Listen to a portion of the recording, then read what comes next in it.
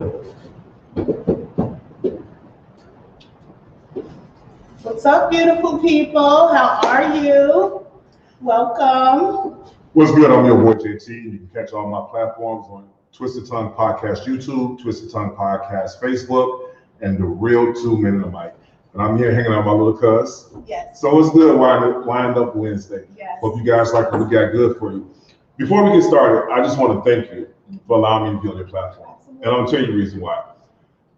Me and my partner, we started The Real 2 Minute Mic on Facebook because we wanted to get young people into voting. We wanted to get more young people into politics. And since I switched over from there and went on to YouTube, we got to talk a little bit differently. A little bit more ratchet. We got to talk about Cardi B's WAP. Yeah. And I just so miss talking politics, talking with a more mature audience. Right. This will be on YouTube, so not to diss my YouTube subscribers. I love you guys too, but this is really refreshing, and I just want to say thank you. Right. Well, no, I thank you because, I was kind of new to this and you gave me a lot of good pointers and, encouraged me and everything like that because I really did want to create a bridge between the entertainment and still be able to have discussions about politics because they're important. I don't care how much fun you're having. So to the YouTube crowd out there that wants to hear about Cardi B, we talk about Cardi B too. Right. I don't know if you ever tuned into the show before, but we definitely have some subjects that we talk about that resonate with entertainment and younger crowds. But the real goal is to get people to understand what's going on in the world of politics. Because whether you like it or not, whether you're into it or not, whether you care or not, it affects you and it affects your family. And it affects the world around you. It affects the community as a whole. So we definitely want to make sure that we have an ability to bridge the gap, still be able to have some fun, still be able to talk and be who we want to be, but also be substantive in some of the things that we talk about. Hey, Tara! It's funny that you say that because political science was actually my major in college.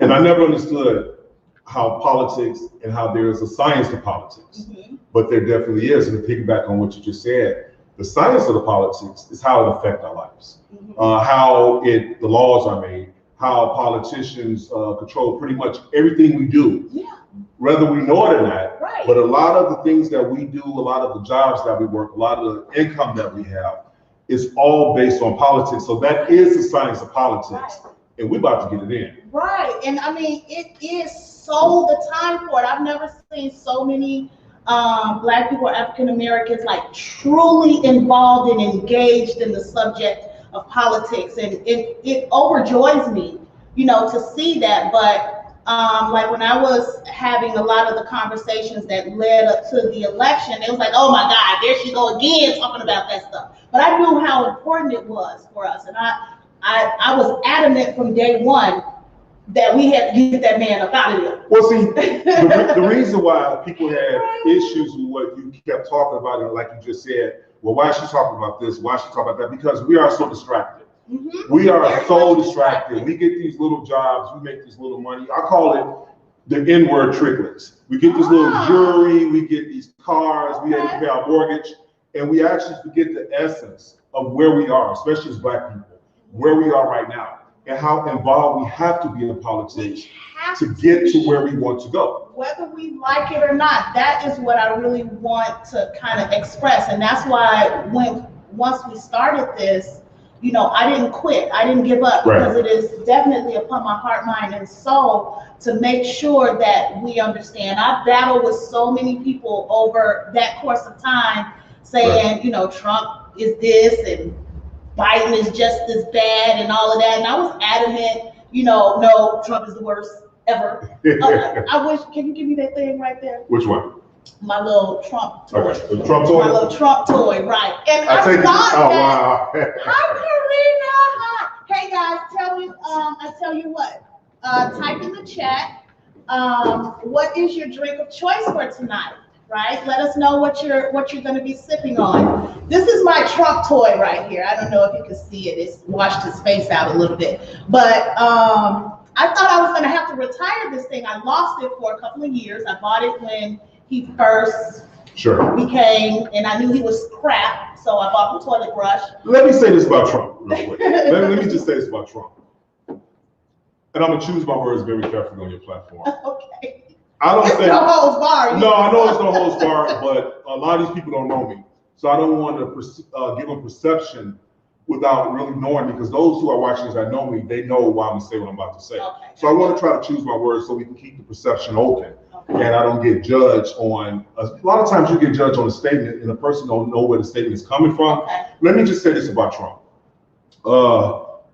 I think we could have got more from him. I think as Black people, we really got in our feelings a little bit too quick about him. And let me tell you what I mean about this. Is he a piece of garbage? Of course he is. Let's just be honest, they're all pieces of garbage. Do we despise and hate his fan base that he has to play to? Sure we do. We know what those people are. Those people are full of privilege. Those people they lack intellectual curiosity. And those just aren't good people. However, with that said, Trump is such an idiot. You know how they say when you see a fool bump his head? I think that had we just pulled back a little bit out of our feelings, we could have probably got a lot out of him and a lot from him, because he was dying to be accepted. He was dying to be accepted. And the problem— I think it would have fed into his ego though. Who cares? Let me tell you something. When you go get that mortgage from that house, that person that's sitting across from you that's going to give you that mortgage hates your guts. Right. Yeah. Okay. But you sit there and you talk to him and you smile and you hug and all that because he has something that you want, that you need to get from him. See, I don't care how a person feels about other people, especially as Black people, because we're not liberated yet. We got so offensive because he said this about this race, or he built this fence. He said, let's get our liberation first, then we can save the world. So my point is this: of course, we know the man is a piece of garbage, but to me, he's an idiot. And see, when I see an idiot, if that idiot has something that I know I can get that can improve, because see, I'm first of all, I'm independent. But I think that's what happened. He did a little something. He did something, but I think we could have got it. He really went out and targeted the Black man. Of course he did. He did it more so than any other president ever done before, except for Barack. Now we're not going to prove Barack because Barack is one of us. But as far as them, he did go more out of his way to try to appease us. And I think that we should have had just really grabbed hold of that. And then we could have hated him all day. Like I said, that man that's going to give you that car loan, you hate his guts, he hates your guts, but he's giving you that loan. That's why I think that we just sat back and got out of our feelings a little bit and tried to liberate ourselves more instead of just worrying about who he don't like or how disgusting he is or who he's talking about. How would we have done that? Well, there's many ways you could have done it. There's many ways we could have done it. We could have actually sat there and tried to get laws that was passed that could have benefited us. But it got to the point, once he found out that we hated his guts, it was over and done. So I'm talking about the very initial stages of him trying to appease us. I think that in our politicians, our Black politicians, our Black aldermen who even meet with him because they say it was a photo op. That's not your job to sit and judge why he want to meet with you. Your job is to work on behalf of the people that elected you. So you wasn't mad at what's his face? Who? Dude, Steve Harvey. I wasn't mad at any of them. I'm gonna tell you why. To get any kind of change, you have to have a seat at the table. It's just that simple. You can't get in your feelings and worry about who's at the head of that table. Go to that and say, this is what I'm about to get. In other words, we should have pimped Trump. That's what I'm saying. I'm not saying like him. I'm not saying have good feelings for him. But we'll never know. That's just the thing. But what we do know is this. We do know that he went out of his way to appease us. And we could have hated him all day behind closed doors. He could have been disgusting to us. But you have to have a seat at the table.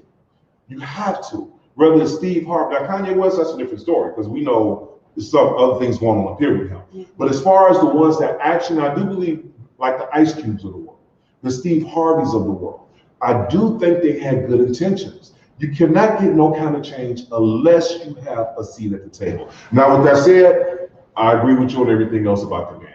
I just think we could have got more. I just think we could have got more from him. Trump is a subject, and I swear to God, I thought it would have been over by now, but he's constantly because of the privilege. Because of privilege. And he's going to be around for a while. So, guys, just understand we're going to be talking about things here that mean something to all of us, not just Black people, not just certain people, but just as the world as a whole. As humanity. As humanity. And at the end of the day, we're all humans. Right. You know, I was raised believing, even though once I got and older. humans must drink. Let's see. What we're drinking on today, guys. Okay, so 1 second. No, go ahead. Brian, Karina, oh God, I can't say it. How do you say that? Emmanuel. Wadalia.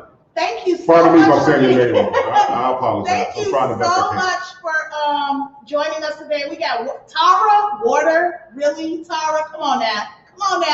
What's up with the water thing? Okay, cranberry juice. Okay. Miss Karina got some cherry wine. What you drinking on, Brian, today? Let's see. Do you have a preference? No, I'm a guest. I enjoy wine. I'm a guest, so however you extend your hospitality, I'm with it. Okay, guys. So we have a Dark Horse Merlot. We might want to try this today since we got some guests in the house. We got Snoop Dogg wine. Have you ever had Snoop Dogg wine? I've never had Snoop Dogg wine. Okay, we might have to have the Snoop Dogg wine today. This is John Legend's wine. Okay. This is John Legend. So we give you everything. We give you politics, celebrities. Right, you know. Hey, tell a friend, come here. Absolutely. But we got heat for you guys tonight. Yes. Trust Hey, me, Roger. you won't be disappointed. Roger, you drinking water again? Oh my goodness. Hey, she won't. That's where to go. I know. Good job, water, bro. Drink your water, bro. Drink your water. This is OPP. This is actually a Black-owned company. Is that other people's property or other people? Remember OPP by nature? It's other people's Pinot or Pinot. Say that fast. No. I'm just joking. So yeah, but it's a Black-owned wine. So I love the company because they actually sell a very diverse group of wine. Hey, I am so confused. How did I get 2 of these? Someone thinks you're special. I don't know how I ended up with 2 of them. This one is called Sweet Bitch. We ain't gonna drink this one today. Babe in total control of herself. I was told never call her a bitch, so I can't use that word. Okay. Sweet babe in total control of herself. Now this one right here, I am so in love with this wine right here. I bought it simply because I love the bottle. Yeah, it's beautiful. Beautiful I love the bottle. Art. But the wine is really good. Okay. The wine really Is it a dark? Is it what kind this of? This was a Cabernet. So a Cabernet, okay. Right. So it goes good with like a fish. I can't remember what it goes I think light wines are with fish. The darker wine is with a steak or stuff like that. Okay, so Snoop Dogg. Let's go Snoop Dogg. I've been down to try the Snoop Dogg wine. Okay. Here's the I got you. Wine I got you. here. Can you do this? I know last time DeJuan was on here. I don't know if DeJuan is on here now. He was cracking jokes. It took me 30 minutes to open up. Okay, so y'all don't laugh at me because I have a little bit of different wine cork at home. But we're gonna see what we can do with this. But guys, yes, thank you for joining us. You guys know we're here every Wednesday. I'm Donnie J, your favorite community activist, speaker, real estate investor, entrepreneur, and we're here to inspire people to live footloose, fancy, and free at any age. And I believe the ages range. I have some kids I mentor, they like 20-something years old. Did I do it fast enough? I think that was pretty cool. Right, it's definitely faster than what I did the other day, or the past 2 times. So, let's see. Here's your glass. Okay, PSA, I will be Ubering from here, so I'm not drinking and driving. Don't drink and drive. Oh, yes. I need a ride. You're right, I got you, guys. Okay, so this is the Snoop Dogg wine. This wine is called 19 Crimes, and it's very fitting for Chicago because it deals with a lot of gangster. Born and raised Southside. We've been dealing with this the last 48 years I've been alive. It's nothing new. But I think it's really cool. So, guys, check it out. 19 Tyra Crimes. said, get an electric wine opener, the best. I'm going to take that to heed, Tyra. Definitely. Hello, Miss Cecil. Speaking of my mentees, that's one of the young men I mentored when he was in high school. Cecil, what's good, bro? How you feel, Cecil? Yeah. Thanks for joining us, man. That's what's up. Yes. All right. Now, you know, since I'm on your show, I got to do the proper wine etiquette. Okay, right. Wait. Want to get it back up in here to your show. Cheers. WineUP Wednesdays. It's good. This is good. It's flavorful. I like this. It's flavorful. Not too sweet, not too bitter. No, it's just right. I think it's a good blend. A really good wine. It's a good blend. Good blend. Good choice. Hey, Miss Robin. That's our TIPSY TALK ambassador. What's good, Robin? Miss Robin. My man said I grew up in Hyde Park. I don't want to say his name again because I'm going to mess it up. We're going to call you E, bro. E, I grew up in Hyde Park. South side. Right Tara says it's dry. Not at all. Not at all, Tara. It's not dry at all. Not at all. It's a good blend. It's a real good blend. Yeah. Well, I must give a shout out to one of my mentees. Her name is Miss Ella Racing. I love that name. That's nice. Young, beautiful, intelligent, smart, diligent young woman. She started her business. I helped her get her business started. WednesdayZ Investors. Okay. So y'all look out for that. When Black Girl Magic. Yes, that's what's up. That's what's up. Yes. I'm loving it. So support her when you guys see me. Repost her stuff and stuff like that. Love you, honey.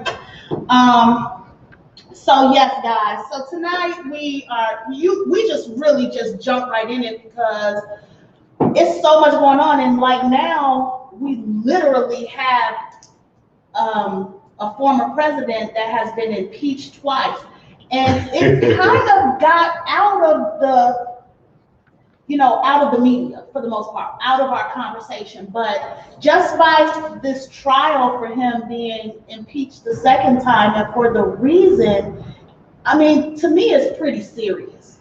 Like, I don't care what you think about Trump. I don't care what you think about politics in general. Like, this is not right.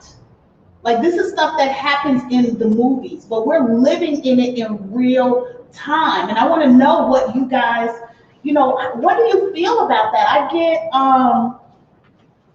sometimes I feel like I talk about it a little bit too much to people, but sure. I really do want to know. Thank you, honey. I really do want to know, like, what are people feeling? Is it just me that's like, wait a minute, this is just completely not right? And I'm caught in both worlds. I have a whole bunch of, white friends. I have, Black friends in my family, and it is two totally different worlds. It's completely two different worlds. Definitely two different worlds. Don't let nobody tell you it's the same. Okay, it ain't. I promise. Okay, and for a long time I was pulled in two directions, right? Trying not to say what's going to be offensive to people. Let me stop you right there. Let me stop you right there. I don't mean to cut you off. Mm-hmm. Never let no one shut you up, because out of the abundance of the heart, the mouth speaks. I'm going to say that one more time. Mm-hmm. Out of the abundance of the heart, the mouth speaks. Whatever passion is in your heart, that is what you're going to speak, and let no one silence you. Well, they didn't. No one should silence you. They didn't. And you know who you are. They used to tell me all the time, Diana, you can't be posting that. You can't be posting that. Yes, you can. And then I stopped for a while. Sure. But in my gut, in my heart, I'm like, I can't do that. Yeah. You're not going to silence me. Right. It's not about to happen. And if anybody has anything, a problem with what I'm saying, because what I'm talking about is eradicating racism. Okay. If you have a problem with that, then we don't need to be friends. And I don't want your money. You can keep it. The thing about the Trump being impeached for the second time, that I think the biggest underlying issue in this, and let this be a lesson to everyone, about freedom of speech. And this is what I tell people all the time. You can have freedom of speech, but if we are in a crowded movie theater and you yell fire, and people jump up and start trampling each other, you hold accountable, because your freedom of speech cannot impede on my safety. Right. And that's what Trump did. That's what he did. Even though he did have the freedom to say what he wanted to say, his words impeded on the safety of others. Right. That's when you don't have freedom of speech. See, a lot of people get that wrong. Well, I have freedom of speech. You have freedom of speech to a certain point. There's a certain responsibility that goes with that. But once your freedom of speech goes ahead and starts to impede on other people's safety, you no longer have freedom of speech.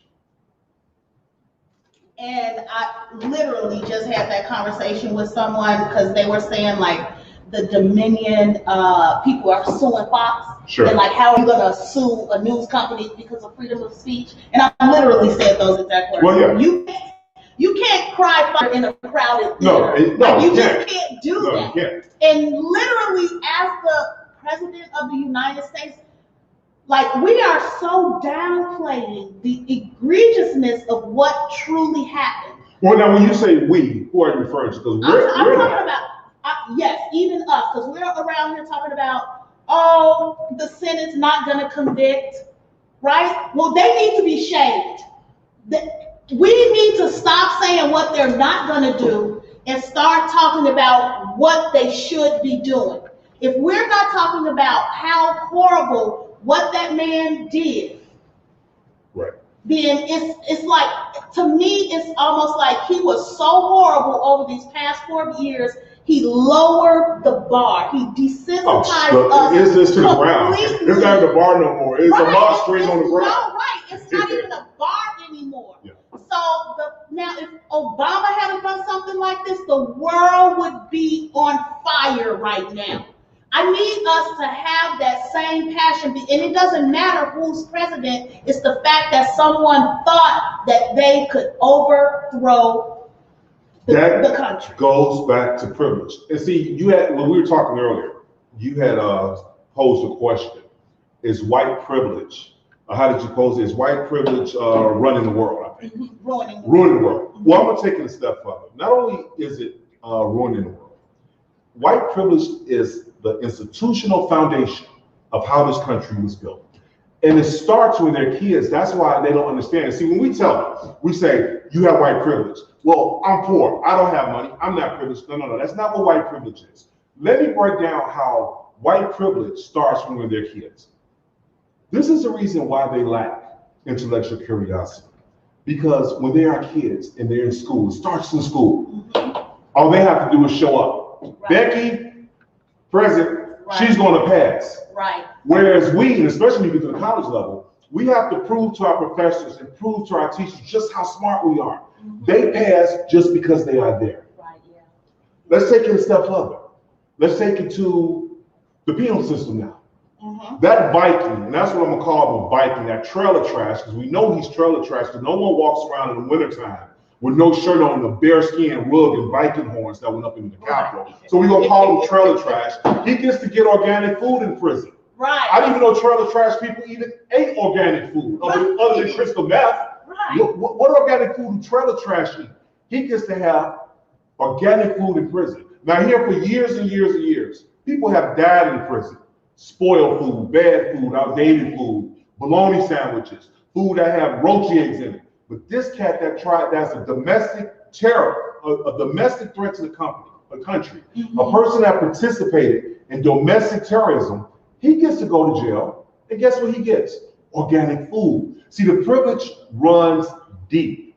Well, you heard about the lady that wanted to go to Mexico. I think that was one of the subjects I wanted to talk about today, as far as having the white privilege. Like, she literally asked the judge if she could go to her trip to Mexico. And they don't know. Now you know for a resounding fact that if it had been anything other than a Caucasian person, the answer would have been no. And you know what? That privilege is prevalent with the media as well. I'm going to show you how. When George Floyd was murdered, we saw that video thousands of times in slow motion. They sped it up, they rewind it. I think CNN even had, you know how, like the fighters when they ring, you have the bell when it's ding, ding, ding. They even counted the seconds by a bell. Ding, 1 second, ding, 2 seconds. They enlarged it, they blew it up. They made sure that everyone saw what happened to them, to George Floyd. And count any of the people that got killed or gunned down by the cops when we see these videos. And we think they're doing us a favor by showing it. No, they show it to dehumanize us. But guess what? When that white woman got shot, I want to see her throat shot off. Like we get shot. You saw it real quick. You saw somebody blow it up.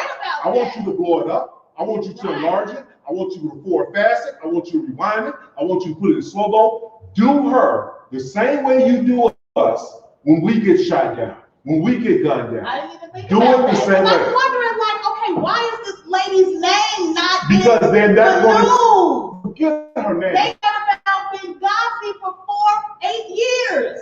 And forget her name. I want to see the actual shooting. Just like I have to witness and watch my people get shot. And like I say, they blow it up, they enlarge it, they slow it down, they rewind it, they forward fast it, they let you see, and that is to dehumanize us. See, they're not going to dehumanize one of theirs. That also is part of their privilege. That's part of their privilege. And that's just how deep that privilege runs. It runs so deep that even when one of theirs does something as egregious as attempt to take over the Capitol, they still won't show her getting her neck blown off. I want to see her neck getting blown off. Man, it's so apparent. Hello, Lawrence. How are you? Welcome back. Let us know what you're drinking on today. Robin, it's not just that they want to desensitize us; they want to dehumanize us. Right. They do it for a reason. They do it to, first of all, to put fear in us.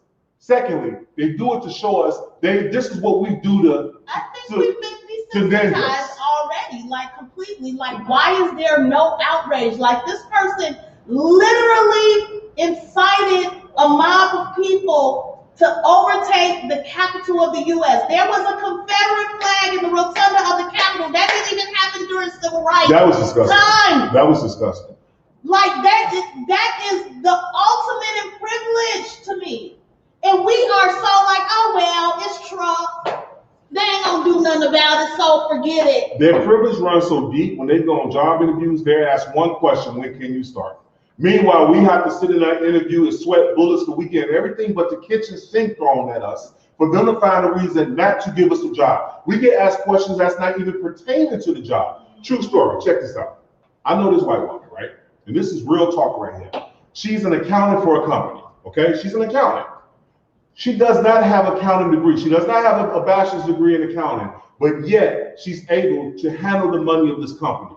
Can you imagine if you and I went to any job and applied for a position that we were not qualified for, we didn't have the credentials for, nor did we have the education for, and we get the job. This woman actually is an accountant for a company and never ever got a degree in accounting, a major business. That just shows you that the privilege, it runs so deep. It's so blatant. It's blatant, it's disrespectful, it's hurtful, and it's just all out wrong. It is. Oh my God. Like, and I'm surrounded around these people since Corona, I haven't really been in the midst of, the world, but just recognizing and realizing what Trump brought to the forefront had to make me stronger, because it almost killed me. All of my friends, all of the people that I love could love me, but they didn't love my brother if they didn't know he was my brother. So do they really love you, or do they tolerate you? I know me and Tara had I think that's more of a tolerance. I think that's more. Think about Archie Bunker, and I know we're showing our age. Remember All in the Family? Yes, I do. And you remember that and you know that's what led to the Jeffersons, because George Jefferson first was on All in the Family. He was his neighbor. Mm-hmm. And from the outside looking in, or to people that don't know no better, you would think that he actually had a friendship with George Jefferson. No, he hated him because he hated George Jefferson people, but he tolerated George Jefferson because he was his neighbor. So you have to ask yourself, do your white friends really love you, or do they tolerate you? Because to love you is to love your culture.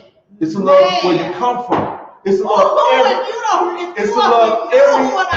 and guys, chime in. Talk to us. To love a person, when you say, I love you, I love everything about you, your culture, where you come from, how you handle yourself, how you carry yourself, how you speak, how you act. I love you. Now, if I can't love those things about you, I may tolerate you, but do I really love you? I mean, it was a rude awakening for me. I mean, literally, maybe a week or two ago, it was yet another realization. But I do have a beef with my people on one thing, though, about that. What? And I did a YouTube video about this, and another shameless plug, sorry. Twisted Tongue Podcast YouTube, that's where you catch all my videos, as well as Twisted Tongue Podcast Facebook, but YouTube is where I do my videos. We forgot what it is for a race of people to love each other. And let me explain what I mean about that. The title of the video that I did was called We Forgot We Are Ninjas. And what I meant about that was you had so many people that was hurt and sad because the conqueror did hurt their family. See, we are the only group of people, only race of people that don't like each other. They weren't supposed to bust them in the heads like they would have done us. They weren't supposed to shoot them and pepper spray them and get the dogs, because that's how it looks when a group of people love their people. Right. And that's why a lot of us— That's deep, man. And that's why a lot of us were so hurt when we saw— I mean, I had so many people literally in tears. They're storming the Capitol. First of all, that Capitol ain't never been for us. It ain't ours. They never even wanted us there. There's been one president in the history of this country. So they never even wanted us there. Right. But what you saw a race of people that when they saw those people, they saw their brother, their father, their grandmother. The guy was helping, one of the cops was helping the old lady because he saw his grandmother in her. We need to take example from that. Because until we can love each other like they love themselves, I agree. We're never going to get ahead. We could talk about white privilege all day. We could talk about, we can put everything on, the onus all on them. But until we can get that kind of love that they had for each other, where they risk their jobs, the cops risk getting beat up because they were not going to hurt people that look like them. Right. Real talk. I mean, guys, do you really see how much of a rude awakening that is? Like, literally, what happened on January 6th should have been a wake-up call for everyone. Don't y'all try that at home. You storm that Capitol, you getting shot. For real. But just to see how they reacted to that type of action and their lack of action. Their lack of action. Right? Their tolerance. And it was all about just what you said. They saw their mother, they saw their sister, they saw that. And they couldn't bash them over the head with a... They couldn't bring themselves to do it. What do they tell us all the time? Well, my life is threatened. If that wasn't a life-threatening situation, you would never be in a life-threatening situation. Because they was going to get in there one way or another. And because they was determined and they knew nothing would happen to them. What Roger said? Roger said, why aren't they on the no-fly list automatically? Who's they? He's talking about the insurrectionists. Okay. The seditionists. Roger. For the reason we just got to talking about. But they did attempt it at the very beginning. Mm-hmm.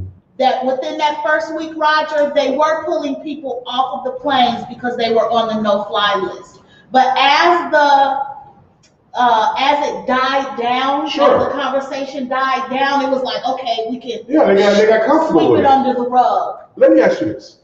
If you and I go commit a crime together and someone gets murdered in the act of us committing a crime, aren't we both going to be charged with the murder of that person? No, we are. I don't understand how so many people died, and they actually have people locked up in jail that they didn't found the FBI when they found these people, and you had the loss of life, but no one's being charged with the murders of those loss of lives. If me and Robin and Roger and Lawrence, if we decided we was going to go out and go on a crime spree, and people got murdered in the process or died in the process of that crime spree, they're charging all of us with the murders. I want to know why no one's being charged for the murder. I know. That's what I don't understand. I'm waiting for that. People died because they were committing a crime. Right. Yeah. So that just lets you know And why is there no investigations in Congress? Like, they investigated Benghazi for what, 6 years? Sure. Why? This is what gets me about being a Democrat. Like, if we were Republicans, it would be, they'd have been on investigations like right away. You know, by me being an independent, the Democrats, I always had go ahead, knock yourself out, I'm good. I always had a saying I would tell people, a lot of people ask me, why are you independent? And I always tell them, I'm not rich enough to have tea with the Republicans, and I'm not poor enough for the Democrats to help. So therefore, I'm independent, I'm right down the middle. But I'll tell you what I do. I don't care about party. I care about my agenda. Mm-hmm. If a Republican, the big problem is we don't ask for an agenda for our votes. We give our votes away. Mm-hmm. We do not put a strong, hard agenda in front of these people. And that's my problem with the Democrats, because I believe that the Democratic Party, they take our vote for granted because our grandparents were Democrats. Our parents are Democrats. So they automatically assume that we're going to be Democrats. No, you have to give me something. I don't vote party, I vote interest. And whatever my interest is, whatever my agenda is, whether you're Republican or whether you're Democrat, that's what I vote for. I think too many of us get stuck on this party stuff. And it's not really. Well, I don't know. I used to be a Republican. My Twitter name is former Republican. Okay. Okay. And I was one of those people that, you know, was kind of all over the place with my policies and beliefs. And I probably was more of an independent. Probably so, yeah. But I thought I was you Republican because I was surrounded around so many of them, right? But when Barack became president, I didn't think he was going to win. Sure. I would have voted for McCain if he had not have hired the dumb girl, right. Sarah Palin. Right. But when that happened, it was a rude awakening for me. I saw the racism. I saw the racism come to the forefront, and I saw the part that I was playing but you in helping. Before, though, right? No, I was caught up in the world. wait, time out. As militant, as woke as you are, you did not know that there was. I wasn't know. Okay, well, that's your truth. I can't take your truth from you. I mean, I knew it existed, but I thought it was more our problem, more on us. Oh, racism is never our problem. We're on welfare. We lazy. I fed into all of those typical stereotypes. I tell people this all the time when they ask, "Well, hi Eric, welcome. What's your drink of choice?" Wait, let's read some of these comments. What they say. Hey Stephen, glad you're back. Well, Tara, they are all Tara said she full don't of have it. any white friends. However, Tara. well, she said she's not with any type of political. She's not with politics because they're all full of it.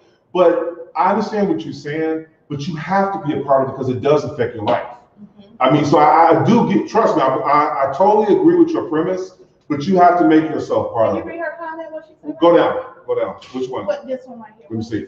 Exactly like what made me mad was the cop said he was scared for his life, and that's why they shot our men. But y'all punk A cops said the same thing. I fear for my life, but none shot. That's because they could not bring themselves to hurt someone that looked like them. I cannot get mad at them for it because I wish we had that same passion for each other as black people. I wish that a black man could not pull the trigger on another black man. See, what you saw, Tyra, you saw what it looks like when people love their race. But we are so dysfunctional for reasons, and we know why the reasons are. I'm not going to put it on us. We know why we're dysfunctional. We know what happened to us. We know we were disconnected from slavery. We know the story. However, I think it continues, and this is a conversation probably for a panel and a forum. It's because we call each other the N-word haphazardly. We call our women B's. We call our dudes N's. I want to be called a king, and I want to greet you as a queen. Until we start loving each other, until we can do what them white cops did towards those white people on Capitol Hill. Imagine those was black people and black cops. Can you imagine those black cops who had done to Black Lives Matter or any other black group, and all they would have said was, "Well, I did my job." Right. They could not bring themselves to hurt people that look like them, and I cannot even I can't get mad at them for that. That's a wake up call. I can't get mad at them for that. What Roger say? There are, as of today, I'm not sure what you were referring to. Yeah, that's the one I was talking about, Tara, right there. No political party for me. They all full of it. Oh, okay. I understand that, but I'm just going to say like the old people tell us, and it's true. Once you live to a certain point in life, with age comes wisdom. You can't complain about the things that's going around if you're not going to have a say-so in it. And the only way you're going to have a say-so in it is by involving yourself in some form. Now, if you don't want to be on the federal level, do it locally. Support an alderman. Support different groups and grassroots organizations in your neighborhood. You got to have some form of politics in your life in order to bring about change, Robin. I'm just sorry. Right. You mean Tara? Tara. I'm sorry, Tara. I'm sorry. What did Robin say? Robin says, if there were any good Republican candidates, I might vote for them if they didn't threaten my reproductive rights. Got that? But there haven't been any good Republicans lately. No, there hasn't. There really hasn't been, because at the basic bottom level, they're hypocrites. But see, that's why I just said, don't vote party, vote interests. Now, to her point, if such as Party X is going to allow her to do what she wants to do for her body, vote for them. Whether it's a Republican, whether it's an independent, whether it's a Democrat. I think we as black people need to get off these party lines and vote for whatever party is going to. That's how I sustain our agenda. And I was kind of voting Republican or thinking I wanted to vote Republican, but in hindsight, I couldn't see myself doing it because I know inherently it was racism. See, you found out the hard way that not all Republicans are racist, but all racists are Republicans. Right. You know, I used to have some of them come on the show and they thought I was. Well, they do that just to be nosy. I got a lot on my different channels from downstate, But I talk to all my friends, like literally we battle. And I don't bite my tongue when it comes to well, you should. You should. Right? And I'm probably one of the only Black people that they can have really, really candid, substantive conversations with. They're comfortable with you. And that I got to go back to my point. Do they actually love you? They tolerate you. And I hope so. No, it's definitely tolerate. Tolerate, yeah. And I found that out like maybe last week. Well, Trump exposed a lot. He did. Like I said, don't get it twisted what I said in the beginning. I just think we could have pimped it. I'm just going to be honest with you. I think we could have played it. But he did do a lot of harm because they felt entitled. They felt protected. They were, I think their entitlement was validated. It was validated. Right. It went to because they never thought they were entitled. They still don't think they're entitled. Well, what it was, the last few presidents made it wasn't cool to be a racist.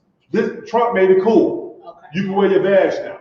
Hey, I'm a racist. Here it is. Right. Before you had to hide. Mega. Right. Before you had to hide. Then when Trump's like, okay, it's cool. That's why we should have pimped the hell out of him. We should have got everything. I just don't know how that could have happened. Even well, I'll tell you what, you got a bigger threat now. What? And I want to say her name right because people. Marjorie Taylor Green. Let me tell you something. Let me tell y'all something. There's nothing worse than a racist white woman. Just ask Emmett Till family. Right. You think a white racist man? I can deal with white racist men all day. Because see, a white racist man, because of my stature, I'm 6'3", work out 240. He's going to actually have a conversation with me because he's afraid of me, right? Yeah. I can do it all day. There's nothing worse than a white racist woman. Oh man, she's one of the main subjects that I wanted to talk about today because. Well, that's a good segue. Let's do it. Let's do it. Because, let me see what I say here. I said, okay, the election is over, but Trump is still in the news. Thought we got rid of him, but it seems that his ilk is carrying on his sentiment. How in the heck are Republicans still supporting this guy? It's amazing how they just justify everything he does. I think it's to cover what they really are scared of and don't want to admit us. So we have senators in Congress that help to instigate and perpetuate the bogus lie that Trump won the election. To the point where a literal lynch mob tried to take over the capital of the U.S. and they call themselves patriots. So my question is, if you are a Trump sympathizer or supporter, why? And how can we combat white supremacy that we all know exists? And to Trump haters, we know it exists, so what are we going to do to make communities around the world less impacted by its influence? I thought I had something specific in here about Marjorie Taylor Green. No, I'm going to get specific with her. Not only is she the worst type of person, like I said, there's nothing more dangerous than a white racist woman. This one believes in fairy tales. That QAnon, am I saying it right? QAnon is the equivalent of a Mother Goose story. She believed in rhetoric. And we go back to intellectual curiosity because she was able to get all the grades in school and get passed because she was there, just because she showed up. Because she was able to get any job she wanted. Because her privilege carried her through life, she don't have the mental capacity or intelligence to know that the theory, the cult she's following, is nothing more than the Three Little Pigs, Little Red Riding Hood. Have you seen some of the things that they talk, QAnon talks about? They think that Trump is going to come as his knight in shiny armor and he's going to just take the country back. And this is why I don't get it. They have had it good forever. No one said never did anything to them. What are they so angry about? I know. What are they so mad crazy about? I really wish one of your friends was on here, so I'd like to ask them, Tara, what are you so afraid of? Let me see what they say here.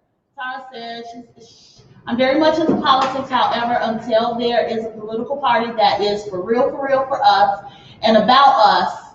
They're not going to let us have it. I'm not down. That's never going to happen. What did Eisenhower say? the next black leader, we're going to give it to them. That's why Black Lives Matter went from a hashtag and a notion to an organization funded by George Soros. They gave us Black Lives Matter. I'm not with Black Lives Matter organization. Now, Black Lives Matter, the hashtag, Black Lives Matter, the notion, I've marched on behalf of that. Right. But the Black Lives Matter, the organization, they told us, think about this, Tara. Everyone that was a grassroots, Medgar Evans, Martin Luther King, Malcolm X, regardless of how Malcolm X, who killed him, he's going to get killed anyway by them if he didn't get killed by who. I think they just hired somebody. They're not going to let us have that. It's just that simple. He said it. Eisenhower said it. He said the next time those people get a leader, we're going to give it to them. Because you know why? They can control the narrative. So if you're waiting for that grassroots movement, which I thought we had with Black Lives Matter until George Soros got part of it, until he took over it. If that's what you're waiting for, Tara, good luck on that, because I don't think they're ever going to give it to us. And if that person do come along, he's going to be dead. How do you think Al Sharpton is so alive all these years? Everybody that came, him and Jesse Jackson, everybody that then came up in the civil rights ranks with was murdered or assassinated, except for these two. Unless they sold out. Ain't no less to it. They did sell out. They did sell out. They would be dead. Everyone that has came up through the ranks with a real grassroots movement on behalf of the people get murdered. Well, no, not John Lewis. Not John Lewis. I can't put that on him. Okay. I can't put that on him. See, the difference is difference, though. See, John Lewis was elected by the people. See, you got to give the, unless you're going to say the election was rigged, you got to, John Lewis was elected by the people. Okay. The people spoke for that. That's just the American way, our American way of democracy. That you get elected, you be in a position of power. No one elected Al Sharpton or Jesse Jackson, but it's funny to me how every leader that they came up with ended up with a bullet in the head, except for them, they get to live a ripe old age. So I guess to make a long story short, that person that comes along, if they're really for the people, they're really about the people, they're not going to be alone. They're not going to last long. Why would they let someone else bring us to where we got to be when they want to control the narrative? They want to tell us how to protest. I couldn't believe, see, Tupac said it best. He said in LA, we rally, not march. That's not a protest when you're telling me what time I can protest from this hour to this hour. That's a parade. As long as they control the narrative, as long as they put the people in place, they can control us. Just as that simple. Yeah, and it sucks. And like, again, what I said, what I wanted Wine Up Wednesdays to be is a place where we can relax, release, vent. Sure. I like your platform. I like it. Like I say, I appreciate being here because I thank you so much. No, you good. I so miss talking politics. That was my thing. Like I said, I was a political science major in college. This is what I do. But then when you want to do these other things, you gotta, how they say they whip you in shape, you gotta go to, the trend is your friend. And YouTube is not really a place that we can have any conversations like this, not at least with the subscribers that I have. Right. You know, right. I'm trying to figure that out too. I haven't really done a lot of YouTube. I curse a lot. Oh no, you can say whatever you want to say on YouTube. You know, I'm not cursing on Facebook because see, Facebook will pull the plug on us. No, YouTube. I thought YouTube was like you gotta be. Because they got the little thing on their People have got shot on YouTube and killed doing YouTube videos and they show the video. It depends on if you're monetized or not, how much money you make. They don't do anything to stop, not to pay you your money. So they use those little things, flag you for this, flag you for that. But just coming straight out the door, going onto YouTube, you pretty much is wide open. You can pretty much say do anything. For real, that's crazy. Yeah. I'm still trying to figure out the YouTube platform, but you know, I just felt like I wanted to keep this all the way raw. You have YouTube talent. You do have YouTube talent. YouTube and Facebook is too. I'm not saying anyone can do videos on Facebook because I'm not going to, put anyone down. But YouTube is the big leagues. Let's just say Facebook is the minor leagues. Is it still viable? It's so saturated. It's very viable. It's open. You have to find your niche. You have to carve out your niche. It depends on what you want. When I got on YouTube, I just want one person to hear what I got to say. See, a lot of people get on YouTube because they want to use it as an income. I don't use YouTube as an income. Okay. I have an income. So when I'm on YouTube, I just need one person. I just need one subscriber to talk to and I'm good. So you got to figure out what you want to be. What you want to be on YouTube, how you want to use YouTube. Now, if you're trying to go in it because you want to make money, get paid, then it's going to be really a hard road to get to that point, but it still can be done. But if you want to get your word out and you actually have a message, and like I said, you definitely have YouTube talent, definitely. Oh, that's good. I've seen a lot of people on YouTube, and I'm like, what is you doing? Why are you on here? So you definitely have YouTube talent, but YouTube is the big leagues. It is the big league. It definitely is the big leagues. But if you want to be one of those with 200,000-300,000 subscribers, you're gonna have to be on that Cardi B, really? T.I. stuff. Yeah, that's what the people. Oh my God! Because you gotta remember who's on YouTube. A lot of young kids, a lot of young people. Tara BFF, I do have a YouTube channel. As a matter of fact, you should go there and subscribe. Like right now, Well, yeah, I mean, like Roger said, exactly, Roger. They're not gonna censor you. But if you monetize, they're gonna find any reason to take your money away. But they're not gonna censor you. Well, I'm not monetized on YouTube. You have to have 3,000 subscribers. Like I said, it depends on what you want to be. You know, what you want to do on YouTube and what you want to be. But your girl, what's her first name? Marjorie Taylor Green? Marjorie Taylor Green. She is a threat. Listen, guys. She is a threat. If you guys don't know Marjorie Taylor Green, you best to pay full attention. Yeah. Because she has captured the hearts. She's the female Trump. She's the female Trump. No holds barred. Without the dumbness, if that's a word. Yeah. She's not as dumb as he is. Right.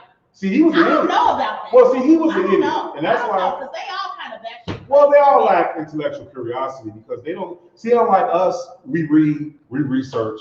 We're not going to just speak what I call hot air. They get their knowledge from the dinner table with their old racist uncle who's 70 years old, telling them stuff that's not even true stuff. He don't even know stuff he never even researched. So they're all stupid. But if you do a comparison, a compare and contrast from her and Trump, she's a little bit more seasoned than he is. It's just like Pence and Trump. See, Trump was the idiot. Pence was the politician. He was seasoned. She's more seasoned than Trump. See, like I said, that's why I said I think we could have pimped Trump. We could have got more out of Trump. This chick ain't give you nothing. If she had her way, we'd still be in shackles picking cotton. Right. I was just thinking about that. She a Jim Crow kind of. There you go. A Jim Crow kind of person. There you go. So she's very dangerous. Very dangerous. What happened to everything? Oh, I don't know. Lord have mercy. So she's a very dangerous person that we do have to keep an eye out. But they did. You guys know about Marjorie Taylor Green? Let me know who's on the line. Do you know who Marjorie Taylor Green is? Black Lives Matter is full of crap. Tara, it's 2 Black Lives Matter. It's the hashtag of the notion. That's the one I was part of. Did plenty of marches. Then George Soros took over. He funded it, and now they control the narrative. So Black Lives Matter, the organization, you are 100% on point, Tara.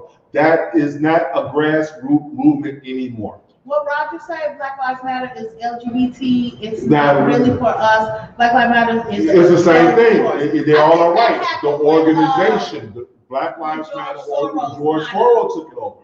When it was a grassroots movement, when we was doing marches where it's just 200 or 300 of us, no mic sign, no Tamika Mallory, no celebrities involved. It was an actual grassroots movement for the people. But like I just told you, they already told us they're going to give us the organization. They're going to give us the leader so they can control the narrative. So everyone that's saying that about Black Lives Matter, the organization, you're correct. Black Lives Matter, the notion.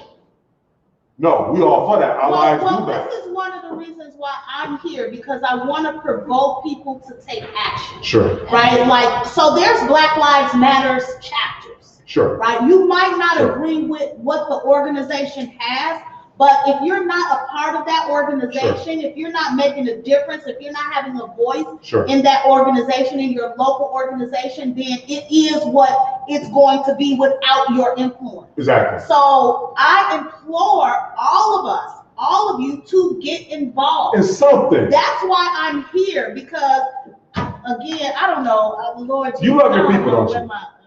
You love your people, don't you? Absolutely. Yeah, you're a good woman. Absolutely. You're a good woman. You love your people. And you know why? It's because, okay, I'm a little light-skinned, right? Now, one of my dark-skinned friends was like, you ain't light-skinned. Okay, let's do the paper bag. Now they say the paper bag. No. You melanated, baby. You melanated, mom. You ain't light-skinned. So, in my world, sure, where I had to deal with, I was one of the only black people. Okay. And I'm a little lighter. I'm not dark. I may not be light, but I'm not dark. No, right. So I have been accepted. Sure. I have been accepted. Do you think that's one of the reasons why you gravitated toward white people in the Republican Party? Absolutely. At least trying to survive. Absolutely. Yes. Because of the influence. Like even with the hair, I call them Eurolocks. Because okay. When I was a kid, maybe 7 or 8 years old, I had an incident. I was walking down. Just don't put no gorilla glue in your hair. I know. That we didn't even get to that. I was walking down the street and this young little kid, he had to be younger than me. Sure. Called me the N-word. Okay. At 7. Yeah. At 7. And the next day, my mom wanted to put my hair in an afro. And I was completely adamant against it. I cried. I would not leave the house. Wow. I would not do it. And I never made the connection until 20 years later. How did it feel when he called you the N-word? At that time, if I can put myself back at that moment at 8 years old, I knew it was wrong. Okay. But to be honest with you, I accepted it. Wow. Because it was something that I knew happened. Okay. I wasn't new to life at 7. Right. I've experienced it. So when he called me, I stood there like, you know, as a black man. But I didn't want to have nothing to do with me. Right. After that. Wow. As a black man, there is nothing, and I've been called it a few times. I was called it down, like I said, I went to HBCU, Knoxville College. It's Tennessee. So I was down there. I've been called it down there, I've been called it up here. And there is nothing more hurtful than for a person of European descent, a person that you know comes from the Caucasus Mountains, what I call a cave person, to call you the N-word. It is the most hurtful thing that there is. It is. And that's why, and what's even more hurtful is when your own brother and sister call you that. Yeah. If you know anything about me, you know I'm adamant against that. I use the word ninja. But that's a little better. A person called me the N-word I'm very close to not too long ago. And they wasn't trying to, it wasn't trying to be racial with it or assaulting. It was just matter of fact. A non-black person? No, it was a black person. Okay. And it was just, us talking among each other. And it really, really hurted me. It really bothered me. And I looked at her and I said, so I got to worry about them calling me N-word.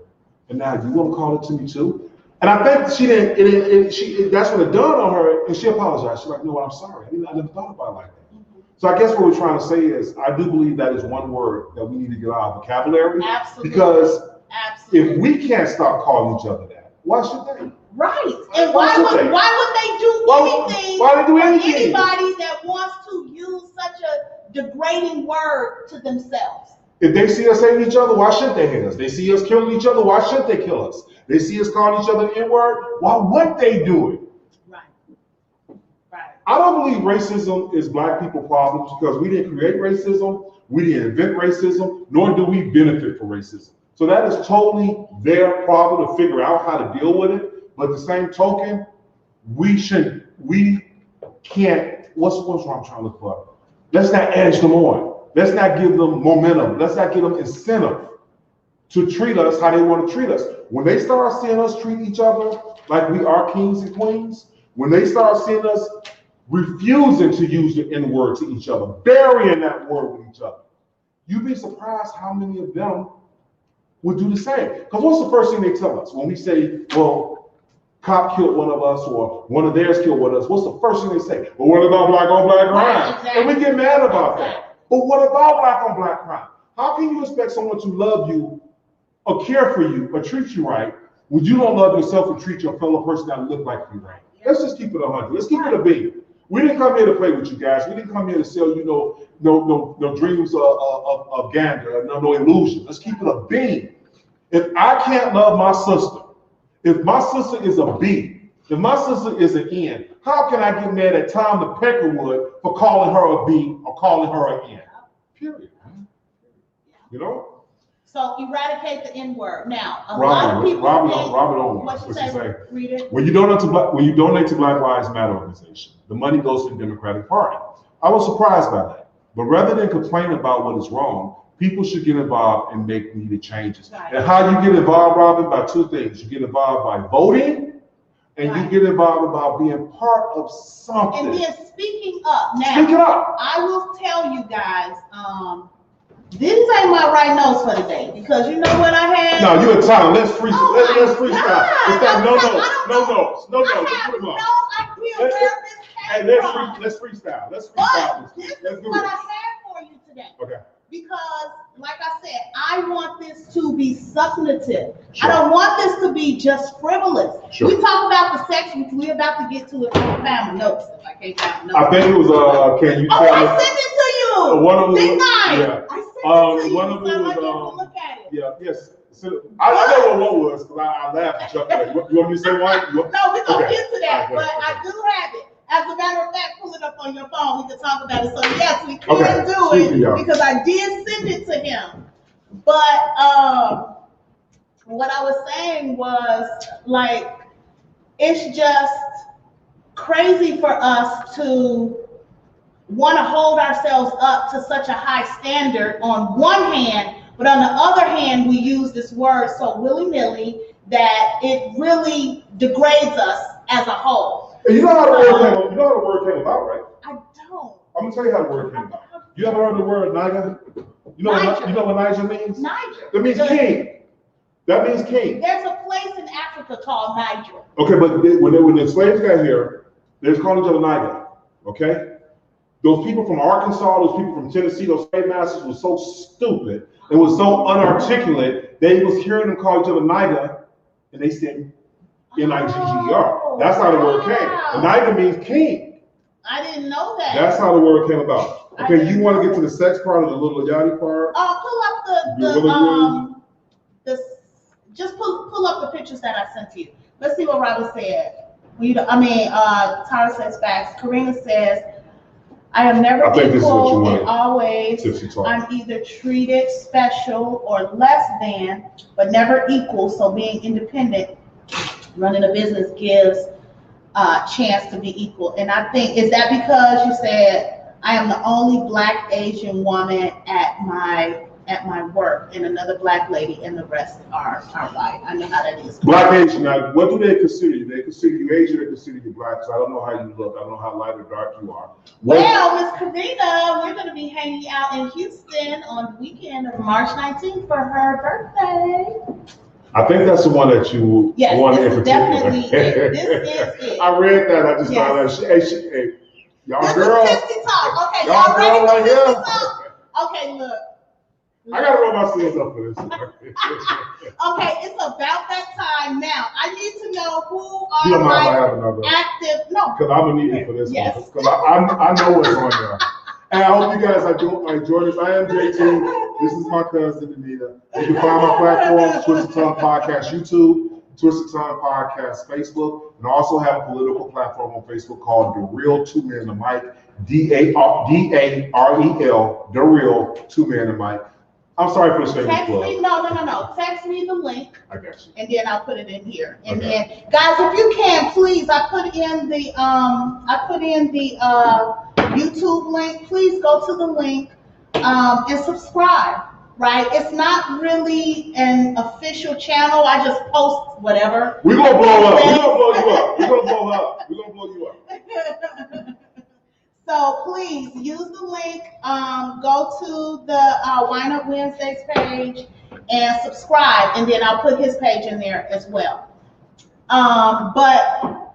So I want to know who's ready for Tipsy Talk, because I want to make sure we leave here at 9:30 today. We get a chance to talk and, just hash things out. And I love the ability to be able to do that, that we're not so stringent to a particular time. But when we start editing videos and putting them on YouTube, it'll be a particular amount of time, right? But this is like the bloopers part. This is where we let it all hang out. This is where we let our hair down. This is your practice for YouTube.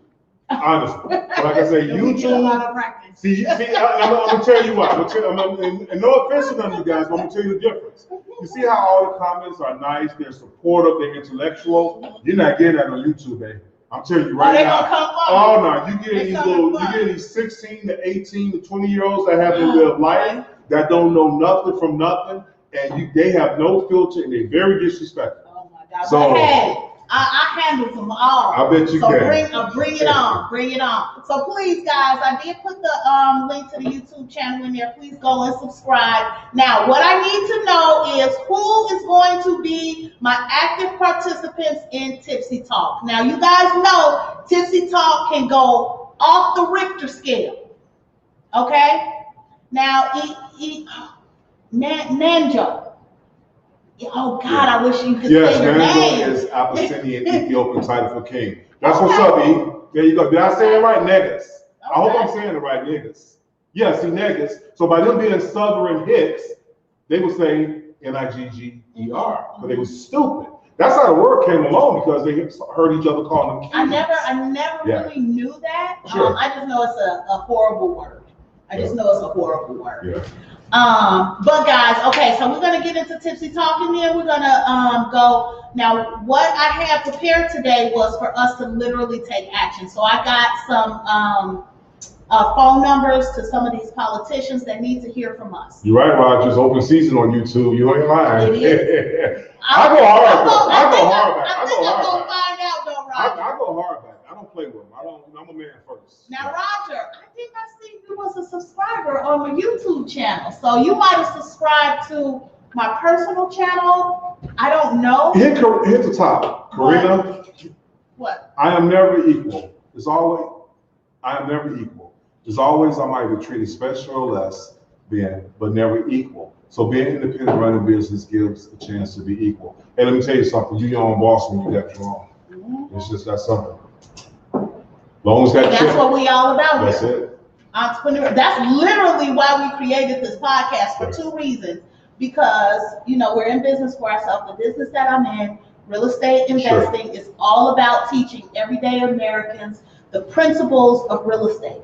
Not necessarily that you want to be a real estate mogul, but you can apply the principles of real estate to your everyday life. Yeah, sure. If you can't sing, if you can't rap, if you can't dance, you're not going to make $1 million that way. But if you can't do that, the percentage is so small, who will make it? Right. The greatest rappers never make it. But the average person, they don't have an opportunity to get rich unless they have a super talent or you get involved in real estate. Yeah.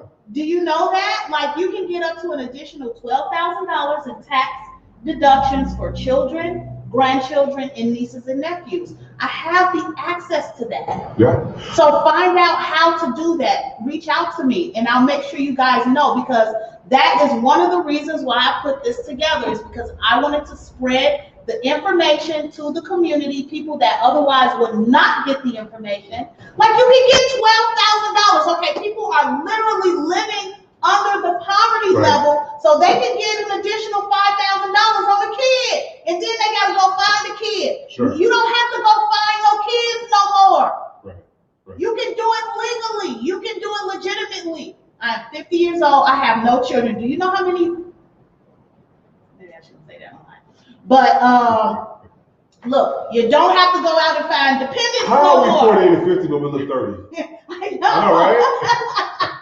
50 is the new 30, right? There you go. But guys, I'm telling you, there's so many things out here business-wise that we are so bogged down with jobs, so bogged down with society and life, that we don't even think about some of the things that the goals, the dreams, and passions that we had as children. They go out the window. They go out the first bill you get. Exactly. So guys, look, I'm telling you, let's pull those dreams off the shelf. I'm down here in this beautiful location. I'm at 47 and 47th and King Drive. So you can't do that on YouTube, okay? What? I'm telling you now, don't give your location on YouTube. Oh, really? Because people that don't like what you're saying will run down on you. Oh. So that's why I say, let this be your practice for you. Okay, so that was practice right there. You can't, what my man who was talking, you can't do that on YouTube. Never give your location on YouTube. Go ahead. Karina said, you 30, I'm 40. Karina is going to turn 60, I believe, but she looks very hot. She's a beautiful woman. That's what's up. Yes. That's what's up. But anyway, guys, Tipsy Talk. Who is going to be my participants for Tipsy Talk tonight? Let me see where my questions at. So I got some questions for the guys. I got some questions for the ladies, and you will be enlightened if you pay attention. So I need at least 5 of you to participate. So who's going to be my 5? Other than that, we've taken these questions and we're leaving them on for next week. Now, last week. You got Tara. Okay, Tara, good. You got Brian. That's what I was just getting ready to say, Brian. You won last week. Steve is here. Bring it. Okay, Brett. Steven. Now, Brian, you got to come pick up your gift, okay? So call me this week to make sure you come get it. Now, Roger, you won before. We tried to arrange it. You didn't come pick it up. I don't want to forfeit your gift, but I'm going to have like 10 gifts to give away because y'all not coming to pick up your gifts. So Roger, you won before. Steven, you won before. Brian, you won last week. Tara, I haven't sent your gift yet because I want to take a picture of it. So I got it right here. It's actually in the back. So you got yours coming. She's in California. Okay, Roger's in. Okay, I think we got enough people. Okay, so let's see what we got going on here. I have some quick fire questions that I wanted to post up, but because I don't have them here with me, I'm not going to be able to do that. So you know what that means? That means you need to come back next week. Because these little memes, you saw these memes on here? And that's what we call in the business a tease. Good job. Good job. It's definitely a tease, okay? Because it's fun and it's curious, and I actually want to know, like, what people think. Yeah. You know, we so caught up in our own little world. You be thinking like, okay, this is how the world is because I think this way. Sure. But I pose these questions because I want people to hear and see and experience different perspectives. Exactly. So guys, I definitely want you to participate. So let's see. This question is for the ladies, but the men will answer. Okay, so what makes a man stay in a relationship?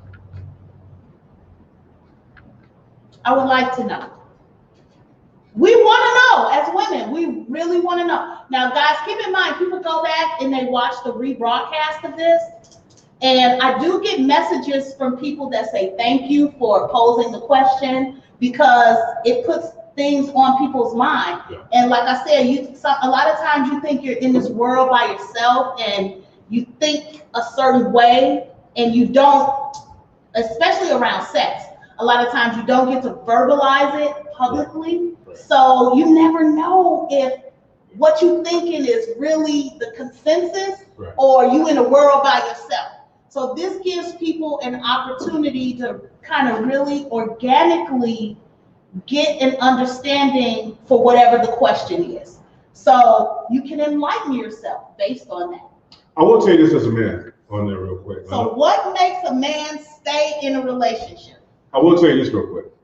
In order for a man's relationship to be successful with a woman, mm-hmm, he has to love that woman more than she loves him. And I know that for a fact. Mm. That man has to love that woman more than she loves him. And that's really the only way you're going to stay. So the man has to love that woman more than she loves him. So he got to be willing to put up with her shit. Yep. And not only that, not just put up with her stuff, mm-hmm, but he has to be able to not be selfish and not give into the things that we as men get into so easily. Okay. That's what it means that I have to, like, say we're in a relationship, I have to love you more than you love me because I have to put you before me. Okay. Okay. I have to put you before whatever tendencies I have, whatever I want to do, whatever I see that's out there. Because it's really, man, we get distracted really fast, quick, in a hurry. But if I can love you more than you love me, I'm not going to put myself through any of that to put you through that. Okay. So are you saying that out of like experience? Experience, yeah. You've had experience. People in your life where you didn't really. I've had people, like maybe they loved you more than you loved them. They were into you. They was into me more than I was into them, and I did me. I didn't care. Okay. Once I loved the woman more than I loved myself, that's when I was able to not do certain things that I would have done had I not loved her that much. Yeah. Okay, let's see what some of the guys say. Come on with the questions. Okay, Stephen, I asked the question, so where is your answer? So Stephen says, loyalty, enjoyable personality. That seems so kind of, I don't know, that's not meat and potatoes. That's kind of like an obvious kind of an answer. I'm looking for meat. Robin Tillman. Wait, hold on. What Roger said? We're gonna go down the line here. So Roger says that will. Remind me to go back to Roger's comment. I want to add something to that. Okay, so Roger says that will put up with you that you were comfortable with the woman. I don't understand that. Now he says that will put up with you that you were comfortable with the woman. And he also says the man has to take a bullet for his woman. But this is pretty much what you said. He gotta love the woman more than she loves him. So wait a minute. Let me ask you this. Sure. So there's some pride in there.